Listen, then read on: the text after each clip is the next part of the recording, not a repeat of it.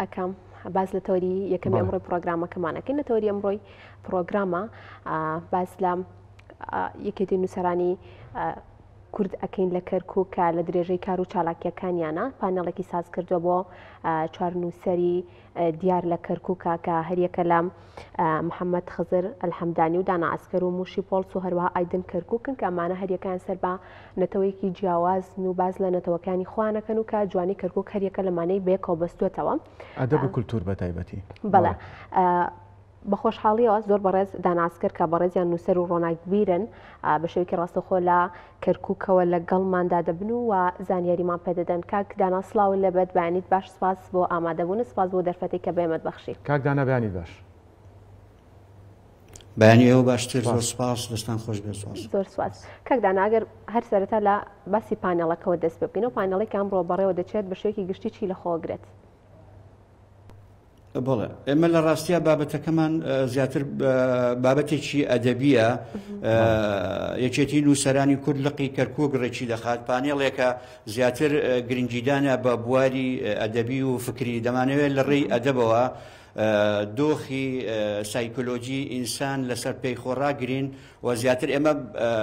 گرفتەکەمان یان ئامانجمان ئەوەیە کە باس لە سیاسەتەکەین بۆ ئەوی باسی سیاست نەکەین ینی ببوورە من دەنگی خۆم جۆم لە دەنگی خۆمە بێتەوە زۆر باشە بە هاوکاران وەڵێن گرفتەکەت بۆ چارەسەر بکەن فەرموو کاک دانا بەڵێ ببورن ئێمە ئەمانەوێت کە باس لە سیاست ئەەکەین بۆ ئەوی باسی سیاست نەکەین ئێمە ئەمانەوێت لە ڕێی ئەدەبەوە پەیامی ئینسانی و پەیامی فکری بگەێنین و بتوانین ئینسانی کەرکوچی لەسەر پێی خۆی لە ڕووی سایکۆلۆجیەوە ئارام بێتەوە ڕاستە قۆناغەکانی ئەم دواییەی دۆخی ژیانی ئینسانی کەرکوچی کەمێک نالەبار بوو بەڵام بەو شکڵە نەبوو بۆ زۆر جار قسە لەسەر ئەوە ئەکرێ کە نووسەران و ڕووناکبیرانی نەتەوەکانی تر لە شاری کەرکووک هەمویان یەک جۆر گوتاریان هەیە هەمویان یەک جۆر ئایدۆلۆجیا و بیرکردنەوەی ئینسانیانیان هەیە بۆیە ئێمە ئەمانە بە عەمەلی ئەمە بخەینە سەر سکە و بخەینە سەر پێ بڕیاری ئەوە درا ئەو کۆڕە بکرێ ئەو کۆڕە زیاتر باسکردن نییە لە بواری سیاسی هێندەی باسکردنە لە بواری ئەدەب کە ئەم بۆ خۆی ئێمە ئەمانەوە لە ڕێی ئەدەبەوە فشارەکان بخەینە سەر ئینسان و ئینسان بین بتوانێ تەبایی و هەوڵ بدەین جیاوازیەکانی یەکتری قبول بکەین ئەمانە هەمووی ئامانجی ئێمە لەو پانێڵەیە کە هەر یەکە و لای خۆیەوە بە شێوە و بە بیرکردنەوەی جۆراوجۆر و بە تایبەت ئەوانەی کە لە قۆناغەکانی ئەم دواییەی دۆخی کۆمەڵایەتی و سیاسی کەرکووکە ژیاون ینی وێنەیەکی جوانی کەرکووکەکان نیشان ئەدا کە لە سەرەتایی ئەتوانین بڵێن ئازادی عێراقەوە تاکو ئەمڕۆ کەرکووک ئەگەرچی بە قۆناغی هەندێک هەستیارە ڕۆشتووە بەڵام وەکو پێکهاتەکانی شاری کەرکووک هیچ کێشەیەکیان نەبووە ئێمە نامانەوێ هەندێک بڕیاری سیاسی بچێتە ناو جومگەکانی دۆخی کۆمەڵایەتی ئینسانەوە بەڵە کەواتە کاک داناتوانین بڵێن کە ئەنجامدانی ئەم جۆرە پانێڵانە تا چەند ئەبێت هەوی ئەوەی کە پێکەوە ژیان هەروەها لێبوردەی و قبولکردنی ڕای جیاوازەکانی نێوانەتەوە جیاوازەکان لە کەرکووکدا بوونی هەبێت یاخود تا چەند گرنگم پانێڵانش بەردەوام بێت بەڵێ لە ڕاستیە ئەم پانێڵە ڕەنگە بۆ عێراق بە شێوەیەکی گشتی بەڵام لە کەرکووکە بە تایبەتی ضروریە زۆر بکرێ ئەگەر پانێڵەکەش مەرج نییە هەر لە مەجای ئەدەبیە بەڵام ئەوەی کە یەکێتی نووسەرانی کورد لقی کەرکووک هەڵەسێ بەم کارامە دەست پێشخەریەکی زۆر باشە و بڕیار وایە دوای ئەوەی ئێمە کە لقی کەرکووک ئەم پانێڵە ئەکا یەکێتی نووسەرانی عێراق لقی کەرکووکش بە هەمان شێوە دوای 15 ڕۆژ بە هەمان شێوە بەڵام هیوادارم ئەوانش نووسەری تر مەرجنیە هەر ئەم چوار نووسەرە بێ نووسەری تر بتوانین ئەم پانێڵە ڕێک بخرێت ئێمە لە ڕاستیە ئەوەی کە زیاتر مەبەستمانە لە کەرکووکا بکرێت چونکە خۆتان نەزانن بارودۆخی کەرکووک کەمێک ئالۆزیەکەی تەنها لە مەجای سیاسیە نەک لە مەجای ئەدەبیە و زیاتر ئامانجەکە هەرتەنها ئەوەیە کە ئاماژەمان پێدا گەڕانەوەی ئینسانە بۆ دۆخی ئینسانبوون و قبولکردنی جیاوازیەکانە و ڕەنگە هەندێک لەو خیتاب و ئایدۆلۆژیانەی کە لە بواری سیاسیە لای پێکهاتەکانە بەرجەستە نەبوو بێ ئێمە بتوانین لە ڕێی نووسەرەکانیانەوە ئەو ئارامی و ئەو بارودۆخە ڕابگرین کە هەندێک جار ئینسان ئەخاتە سەر دۆخی ناجێگیری سایکۆلۆجی. بەڵێ کاکدانا کەواتە لەو سۆنگەیەوە ئەدەب و کللتوری پێکەوە ژیان لە چیایەگەگرنەوە؟ بێگومان هیچ کات ئەدەب ناتوانێت بە دەربێت لە سیاست و سیاستش ناتوانێت ڕەنگە بەدیوەکە ناتوانێت بە دەربێت لە ئەدەب. ئەوەی ئێمە لە کەرکووک ئەمانەوەیە کاری لەسەر بکەین. من هەموو زاروتومە ئەوەی ئێمە ئیسە بەداخەوە لە کەرکووکە پێکەوە ژیان نییە، بەڵکو بە تەنیشتێکەوە ژیانە. ئێمە ئەمانەوێت لە ڕێی ئەم گوتارەوە ئەم گوتارە نەرمۆنیانەی ئەدەبەوە کە خۆی لە بواری فکر و فەلسەفە و ئەدەبە ئەبینێتەوە، ئەو بە تەنیشتێکەوە ژیانەوە بکەین بە پێکەوە ژیان. پێکەوە ژیانی ئێمەش لەوەیە سەرچاوە ئەگرێت کە هەوڵ بدەین جیاوازی یەکتری قبول بکەین، جیاوازیەکان بکەین بە عاملێک بۆ ئەوەی ئینسان لە ڕێی فکر و لە ڕێی ئایدۆلۆژیاوە هەر یەکە و لای خۆیەوە ئەوی تر قبول بکە، بەڵام قبولکردنێکی نەک بە شێوازێک کە ئەوەی کە ئەمڕۆ لە ساحەی سیاسیە گوزەرەیە کە بەداخەوە هەندێک لە وڵاتانی ئیقلیم دەستیان خستوتە ناو بواری سیاسی نەکەر کەرکووک بگرە عێراقیشەوە. ئێمە ئەمانەوێ لەو سونگەیەوە خیتابی نووسەران و ڕۆشنبیرانی کەرکووک خیتابێکی جیاواز بێ، خیتابێک بێ لەسەر ئاستی ئینسانی و لەسەر ئاستی نەرمونیانی بۆ ئەوەی ئەو بەتەنیشتێکەوە ژیانی کە هەمومانی لە ناو ئاڵۆزیەکە گیر کردووە بیکەین بە پێکەوە ژیان و بتوانین وەکو بەشێک لە شارەکانی تری هەرێمی کوردستان ئینسانی کەرکووکی ئینسانێک بێت تعبیر لە ڕای نەتەوە یا تعبیر لە ڕای ئایدۆلۆژیانەکات، بەڵکو مجرد وەکو ئینسانێک و وەکو کائینێکی زیندوو و شیار لە گۆڕەپانی ساحەی سیاسی عێراقی و کەرکووچیە و کوردستانیە کار بکات. بەڵێ کاکدانا کەواتە ئەدەب ئەتوانێت هاوکار بێ یاخود یارمەتی دەربێ لە شکاندنی بربەستەکان و ڕۆڵی هەبێت لە پێشخستنی گفتوگۆی نێوان کللتورە جیاوازەکان؟ ئەگەر ئەدەب بەمانە قوڵەکەی کاریگەری لە ڕووی فکری و ئینسانی و فەلسەفیەوە کردبێ لەسەر هەر نووسەری هەر پێک هاتەیەک دەتوانێت ئەوەی کە ئامانجێتی ئینسان بگەڕێنێتەوە سەر بارودۆخە زندوەکەی کە ڕاگررتنی تەوازنی هێزە لە ساحەی سیاسی بێگومان دەکرێت بێ. ئەوەی کە ئامانجمانە ئێوە قبولکردنی نەتەوەکانی ترە لەم پانێڵە ئەوەمان پێگەێنێ کە ئەوان نشۆک و ئێمە خەمخۆری ئەوەن کە ئێمە بتوانین لە ڕێ ئەدەبەوە هەندێک لە گرفتەکان چارەسەر بکەین و هەندێک ئەو ئارامیە ببەخشینە نەتەوە جیاوازەکان کە ئەمڕۆ بەشێکی زۆری لە دڵە ڕاوچیاژی. باشە کەواتە کاکدانا ئەو نووسینانەی کە هەبووی نووسەران مشەیەکی گشتی لە کەرکووکە تا چەند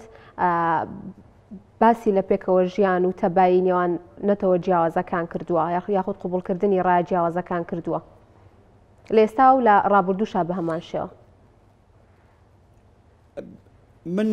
تەسەورەکەم بە حکمی ئەوەی کە من بە درێژایی مێژوو هەر لە کەرکووکە ژیاوم هیچ کات نووسەرانی کورد و نووسەرانی عەرەب و تورکمان و نەتەوەکانی ئەوانی دیش هیچ کات نەبوونەتە هۆکار بۆ تێکدان و بارودۆخی ئاڵۆزی دۆخی سیاسی یان ئاڵۆزی کۆمەڵایەتی. ئەوەی کە هۆکار بووە ئەم بارودۆخە ئاڵۆزە هەندێک لە خیتابی توندوتیژی هێزە سیاسیەکان بووە کە نەیانتوانیوە بڵین بوونی خۆیان بسەلمێنین یان پارێزگاری لە ئایدۆلۆژیای خۆیان بکەن. ئەو گوتارانیان خزاندوتە ناو کۆمەڵگای کەرکووچیەوە ناو نەتەوەکانەوە کە ئەمە بەشێکی کاریگەری سلبی هەبووە، بەڵام لە لای نووسەرانە نەبووە، بەڵام نەبوونەکەی لە ئاستی ئەوە بووە کە بێدەنگ بوونە. بەشێکی زۆر لە نووسەرانی نەتەوەکانی تر بە کوردیشەوە بێدەنگ بووینە لە ئاست ئەوەی کە هیچ کارێک هیچ هەنگاوێک نەنراوە. بۆیە ئەمە یەکەمین هەنگاوە ئەم لەقی کەرکووک یەکێتی نووسەرانی کورد دەینێ بۆەوە هیوادارین بتوانین لە ڕێی ئەم هەنگاوە کاریگەری ئیجابی هەبێت لەسەر بارودۆخی ژیانی کۆمەڵایەتی و سیاسی و فەرهەنگی لە کەرکووکە. بەڵێ کەواتە کاکدانا لە ڕێگەی ئەو چیرۆک و کارەکتەرانەی کە لە تێکستە ئەدەبیەکان هەیە چ تێڕوانینێک بۆ ژیان بەدی ئەکرێت؟ بە حکمی ئەوەی کە ئێمە لە بەریەکەوتەمان هەیە لە بوارە ئەدەبی و بواری فکریەکانە لەگەڵ نووسەران و ڕۆشنبیرانی کەرکووک ئاواتە بەرچاوڕوونیەک هەیە لە لای ئێمە کە لە ڕێی نووسەران و ڕووناکبیرانی کەرکووک بە هەموو پێکاتەکانەوە بتوانین پەیامێکی ئینسانی بگەێنین بە هێزە سیاسی و بە کۆمەلگای کەرکووکی بەگشتی کە ئێمە لە نەتیجە ئەوەی ئەیکەین بۆ ڕاگررتنی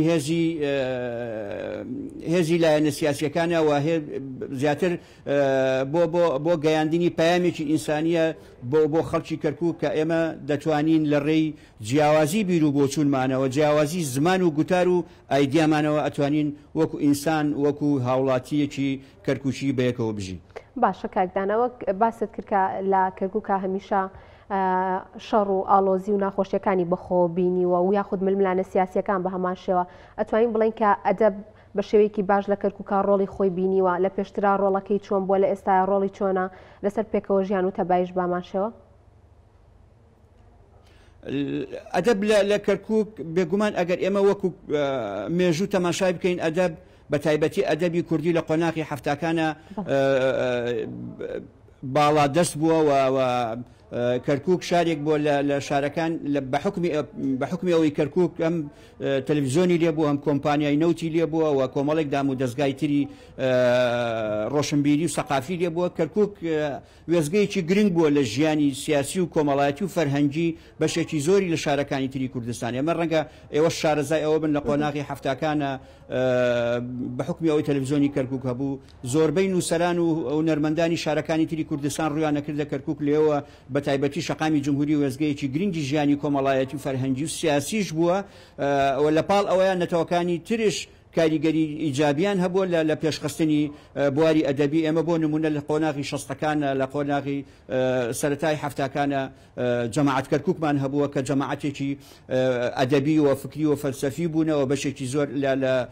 کورد و عەرەب و تورکمان لەناو ئەو جەماعەتە بوونەوە ئەدەبی کوردیان گەیاندۆتە ئاسی ئەدەبی جیهانی و ئەدەبی عەرەبی کە ئەو لەو قۆناغەیە ئەمە کاریگەری لەسەر ئاسی دنیای لە هەموو وڵاتانی عەرەبی بە تایبەتی لە مەسر و سووریا و لوبنان و تا لای خۆشمان لە قۆناغی هەفتاکانە گروپی ڕوانگە دروست بوو ئەمە وای کرد ئەدەب لە شاری کەرکووک هەنگاوێکی جدی بنێ بەڵام لە دوای ئەوەی کە بەعس هەستی کرد کە لە کەرکووک کاریگەری ئیجابی هەیە و هێز و توانای ئەدەبی و فکری و فەلسەفی هەیە و ئینسان بەرەو گەشەکردن ڕوا کەوتە لێدان و ڕاوەدونانی نووسەران و ڕووناکبیران بە تایبەتی نووسەران و کورد بەشێکیان پەرتەوازە بوون بەرەو هەولێر و سلێمانی و دهۆک و ناوچەکانی تری بەشێکیانمانەوە ئەوەی کە مایەوە ناچار بێدەنگ کرا ینی ئەمانە هەمووی عاملی سەرەکی بوون کە ئێمە هەرچەنە زەبروزەنگە بێ زیاتر پاڵنەر بێ بۆ ئەوەی ئینسان لەسەر پێخۆی ڕابگرێ و هەوڵدا گەشە بە بواری فکری بدا بۆیە لە دوای ئەمانەوە ئیتر ئەدەب بە شێوەیەکی گشتی تووشی مدبوون بوو و بار و دۆخی سیاسیش بە شێوەیەکی مدبوون تووشی ئفلیجی بوو تا دوای 2003 لە دوای ئازادکردنی عێراق و گەڕانەوەی ئینسان بۆ دۆخی تەبیعی خۆی و هەوڵ و کاریگەری بە تایبەتی دام و دەستگا کوردیەکان بەشێکی زۆر هاتە کەرکووک بەڵام بەداخەوە لە دوجارە جاری کەش ئەو دام و دەستگایانە نەمان بەڵام ئێستا لە لەم چەند ساڵی دواییە بەشێکی زۆر لە کتێبخانە و دام و دەستگای ڕۆشنبیری و سەقافی لە شاری کەرکووک کراوەتەوە هەم عەرەبی و هەم تورکمانی لقی کەرکووک یەکێتی نووسەرانی عێراق هەیە کە بەشێکی زۆریان دوو نووسەری کوردی تێدایە جگەل لە عەرەب و تورکمان و هەروەها لقی کەرکووک یەکێتی نووسەرانی کورد لە کەرکووک هەیە ئەمانە هەمووی بەم بە درێژایی مێژوو خەریکی کۆڕ و کۆبوونەوە بن کتێبخانی دیالۆگ کتێبخانی کارێز و بەشێکی زۆری ئەو سەنتەری ڕۆشنبیریەوە چەند دام و دەستگایەکی ترش هەن لە کەرکووک کاری ڕۆژانە و کاری هەفتانێ کۆڕ و کۆبوونەوە ئەکەن ینی بە شێوەیەکی گشتی ئاستی گەشەکردنی بواری ئەدەبی لە کەرکووک لە قۆناغێکی زۆر باشدایە و ئێمەش بتوانین لە پاڵ ئەم گوتار و ئەم خیتابە فکریە میان ڕەوانی کە لە ناو ئەدەبەوە بەرجەستا بێ بگاتە کۆمەلگا و بگاتە ئینسانی کەرکووکی. باشە کاتدانەکەواتە لە کوی هەموو ئەوانی کە بەڕێستان باستان کرێت توانین بڵین کە هەموو ئەو نەتەوە جیاوازانی کە لە کەرکووک کابوونیان هەیە توانیویانە پێکەوە ببنە هۆی بەرەو پێشچوونی ئەدەب لە کەرکووکا چونکەوە کە زانین کە کەرکووک جیاواز لە شارەکانی دیکەی هەرێمی کوردستانە چەندین نەتەوەی جیاواز لە خۆگرێت لە کوردە عەرەبە تورکمانە بە هەمان شێوە و نەتەوەکانی دیکەش. بەڵێ بێگومان ینی بەشێکی زۆر لە نووسەران و ئەدیبان و جگەلەوەش ینی ئەمە هەر ئەدەب و هەر نووسەران و ئەدیبان نیە ینی بەم ڕۆژگارە مەسەن بۆ نمونە لە بارگای یەکێتی نووسەران و لە کتێبخانەی دیالۆگ وەک لە کتێبخانەی کارێز ینی بەم ڕۆژانە ئێواران خەڵکی تریش جگەلەوەی ئەدیب بێ کەسێکی خوێنەوارە کەسێکە حەز بە تێکڵاوی لە بواری ئەدەبی و فکری و فەلسەفی ئەکا دێتە کتێبخانی دیالۆگ دێتە کتێبخانی کارێز دێتە لای ئێمە لە نووسەراندا ئەنشێ ینی احتیکاک هەیە ینی هەستەکەی دوێکی جوانی ئینسانی کەرکوچی بە تایبەتی لە شەقامی جمهوری ینی ئێمە هەم کوردی لێ ئەم تورکمانی لێ ئەم عەرەبی لێ بەم ڕۆژگارە یەکتری ئەبینین بەڵام بەم شکڵا پانێڵێک نەکراوە کە بە ئاشکرا بتوانین ئەو دیوە جوانی کەرکووک بگەینین بە میدیا و بگەینین بە ئەوانی تر کە دەکرێت ئەمە لە ڕێی میدیا و لە ڕێی کۆڕ و کۆبوونەوەکانەوە ئەو دیوە جوانی ئینسانی کەرکوچی لە ڕێ ئەدەبەوە بگەینین بە هاوڵاتی کەرکوچی. بەڵێ کاک دانا بەنیاز نین دوای بەڕێوەچوونی ئەم پانێڵە لە ناوچەکانی تر بە تایبەت لە ناوچە جێناکۆکەکان پانێڵی لەو جۆرە ئەنجام بن لە داهاتوودا مەبەستم.